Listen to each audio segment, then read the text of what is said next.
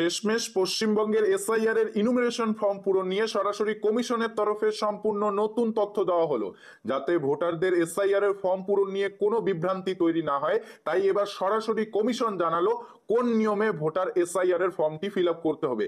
আর BLO তথ্য নয়, কোনো তথ্য নয়, সরাসরি কমিশন কি জানাচ্ছে, কিভাবে ফর্মটি ফিল আপ করবেন, কোন ঘরে কি লিখবেন, কমিশন কি জানালো, সমস্ত আপডেট জানতে ভিডিওটি সম্পূর্ণ কন্টিনিউ করুন। পেজে নতুন হয়ে থাকলে পেজটি ফলো দিবেন, চ্যানেলে নতুন হয়ে থাকলে চ্যানেলটিকে সাবস্ক্রাইব করবেন। প্রথম কথা, আপনি এসআইআর এর উপরে যে 5টি ঘর দেখতে পারবেন, এখানে আপনি একটা ফটো দিয়ে দিবেন। যদি মনে করেন তাহলে দিবেন, আর যদি মনে করেন যে আপনি ফটো দিবেন না তাহলে কোনো প্রয়োজন নেই। আর আপনাদের স্পষ্ট করে দিচ্ছি, ইতিমধ্যেই কমিশন জানিয়েছে এসআইআর এর ইনুমারেশন ফর্মটিতে যে আপনি পাসপোর্ট মাপের ফটোটি দিচ্ছেন, এই ফটোটির ভিত্তিতে আপনার নতুন ভোটার কার্ডের ফটো আসবে না বা নতুন ভোটার কার্ড তৈরি হবে না। কাজেই আপনি যদি মনে করেন এখানে আপনি একটি রঙিন ছবি দিবেন বা সাদা ছবি দিবেন তাহলে দিতে পারেন, আর যদি মনে করেন দেবেন না তাহলে কোনো প্রয়োজন নেই। তো এই ঘরগুলির মধ্যে প্রথম ঘরটিতে আপনার ডেট অফ বার্থ বসাতে হবে, আপনার জন্মের তারিখটা বসাতে হবে। প্রথম আপনার জন্মের তারিখ, তারপর মাস, তারপর বছর। জন্মের তারিখ যদি জানা না থাকে আপনি আপনার ভোটার কার্ড দেখে নেবেন, ভোটার কার্ডটিতে উল্লেখ থাকবে জন্মের তারিখ, নতুবা আপনি আপনার আধার কার্ড থেকেও জন্মের তারিখটি দেখে দেখে এখানে নির্ভুলভাবে লিখে দিতে পারবেন। পরের ঘরটিতে আপনার আধার কার্ডের নম্বরটা এখানে বসাই দিবেন। এরপর আপনার একটা সক্রিয় মোবাইল নম্বর এখানে লিখে দেবেন, যাতে চালু থাকে, আপনাকে ফোন করলে পাওয়া যায় এরকম একটা মোবাইল নম্বর দিয়ে দেবেন। তারপর আপনার বাবার নাম, আপনার অভিভাবকের নাম, এখানে আপনার অভিভাবক যদি আপনার বাবা হয়ে থাকে আপনার বাবার নামটা লিখে দেবেন।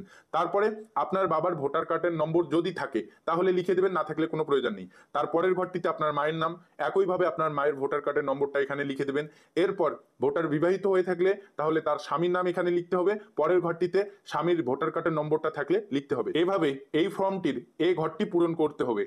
ইনুমারেশন ফর্মটিকে মূলত আমরা 3টি ভাগে বিভক্ত করেছি। প্রথম এ অংশ, দ্বিতীয়টি হচ্ছে বি অংশ, আর তৃতীয়টি হচ্ছে সি অংশ। তো এই অংশটা সবারই পূরণ করতে হবে। যারা পশ্চিমবঙ্গের এসআইআর এ অংশগ্রহণ করতে চাচ্ছেন, ভোটার তালিকাতে নাম তুলতে চাচ্ছেন, তাদের প্রত্যেককে এই প্রথমের অংশটা পূরণ করতে হবে। আর নিচের বি এবং সি এই দুটির মধ্যে যে কোনো একটি পূরণ করতে হবে। কাদের কোনটি পূরণ করতে হবে? 2002 সালের লিস্টে যাদের নিজের নাম রয়েছে তারা বি অংশ পূরণ করবেন।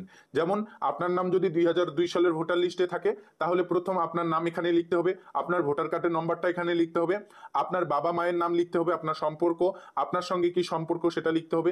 এরপর আপনার জেলার নাম, আপনার রাজ্যের নাম, আপনার বিধানসভা ক্ষেত্রের নাম, বিধানসভা ক্ষেত্রের নম্বর, বুথ নং, সিরিয়াল নং, সমস্ত কিছু লিখতে হবে।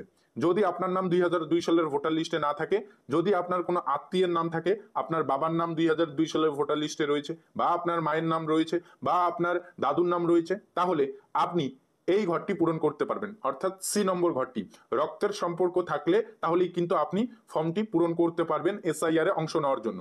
এই সি নম্বর ঘরটি কিভাবে পূরণ করবেন? প্রথম কথা, আপনার পরিবারের কার নাম 2002 সালের ভোটার লিস্টে রয়েছে সেটা প্রথম আপনাকে জানতে হবে। যদি আপনার বাবার নাম থেকে থাকে তাহলে আপনার বাবার নাম, তারপরের ঘরটিতে আপনার বাবার ভোটার কার্ডের নম্বর, তারপরের ঘরটিতে আপনার বাবার বাবার নাম লিখতে হবে, তারপরের ঘরটিতে সম্পর্ক, এখানে সম্পর্কের জায়গায় কার নাম দিবেন?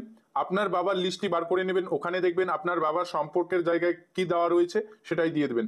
পরের ঘরটিতে আপনার জেলার নাম, আপনার স্টেটের নাম, আপনার বিধানসভা ক্ষেত্রের নাম, আপনার অ্যাসেম্বলি কনস্টিটিউট অর্থাৎ বিধানসভা ক্ষেত্রের নম্বর, এরপর পার্ট নং, সিরিয়াল নং দেখে দেখে আপনারা লিখে দেবেন। এভাবে আপনাকে এসআইআর এর ফর্মটি ফিল আপ করতে হবে। ইতিমধ্যেই কমিশনের তরফে সম্পূর্ণ নতুন তথ্য দেওয়া হয়েছে, কোন নিয়মে ফিল আপ করতে হবে সেটা আপনাদের জানিয়ে দিলাম। এখানে আমরা ফর্মটিকে 3টি ভাগে ভাগ করেছি, এ নম্বর ঘর, বি নম্বর ঘর, সি নম্বর ঘর। এ নম্বর ঘরটিতে সবারই হাত দিতে হবে এবং সবাইকে এই ঘরটি ফিল আপ করতে হবে।